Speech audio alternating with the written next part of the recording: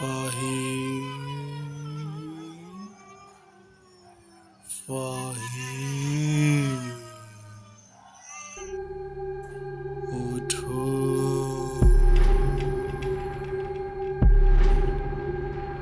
ফাহিমের ঘরে মাঝরাতে কে জানি এসে এভাবেই ডাকত। ফাহিম বর্ণনা করেছিল সে ছিল এক সুন্দরী রমণী। তাকে দেখলে ফাহিম নাকি সবকিছু ভুলে যেত। তাকে এসে বলতো, আমি এসেছি, চলো চলো। ফাহিমকে যখন এভাবে বলতো, ফাহিম তখন অস্থির হয়ে যেত এবং সেই সুন্দরী রমণীর টানা টানা চোখ, বড় বড় চুল, বড় বড় নখ, সব কিছু তাকে যেন অস্থির করে দিত। সেই রূপসী মেয়েটি ফাহিমকে অদ্ভুতভাবে কাছে টানত। হঠাৎ একদিন মাঝ রাতে ফাহিম দেখল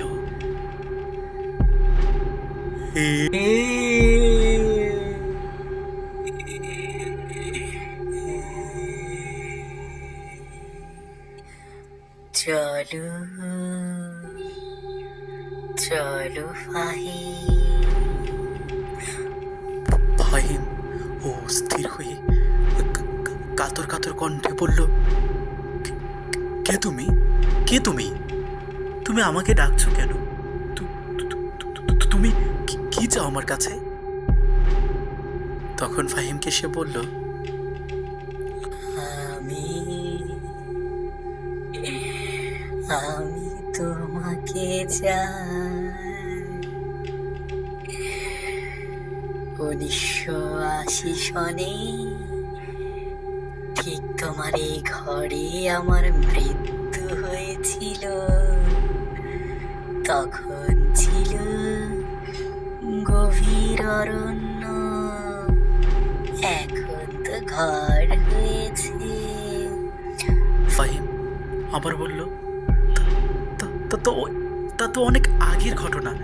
এখন আমার কাছে আপনি কি চাচ্ছেন? আর আমাকে কেনই বা আপনি এভাবে ডাকছেন? আমার আমার মৃত্যু হয়েছিল। আমারও একটি ভালোবাসার মানুষ ছিল,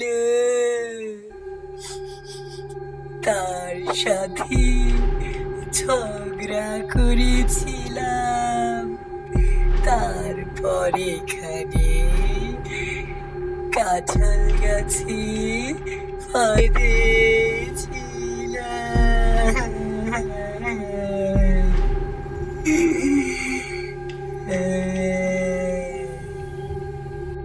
ফাহিম চিৎকার করে উঠল।